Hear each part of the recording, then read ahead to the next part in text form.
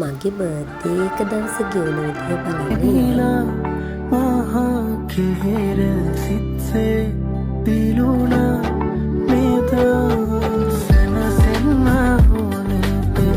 පින්ට්‍රස්ට් එකට ගිහින් මම ලස්සන තීම් එකක් තෝරගත්තා. මේ පාර මම තෝරගත්තේ රෝස පාට තීම් එක. ඒකටම ගැලපෙන ලස්සන ගවුමක් මගේ අතින්ම මහගෙන ලස්සන වින්ටේජ් තීම් එකේ කේක් එකකුත් මම තමයි මගේ බර්ත්ඩේ එකට හදාගත්තේ. අපේ ලස්සන දවස් මතකයක් විදිහට තියාගන්න ඔයාලටත් පුළුවන් තමන්ගේම අතින් ඇඳුමක් මහගෙන තමන්ගේම අතින් කේක් එකක් හදාගෙන ලස්සන ෆොටෝ ෂූට් එකක් තමන් විසින්ම කරගන්න. බලන්නකෝ මගේ ෆොටෝ ෂූට් එකට මම කරපු දේවල් වල ලස්සන කොහොමද කියලා.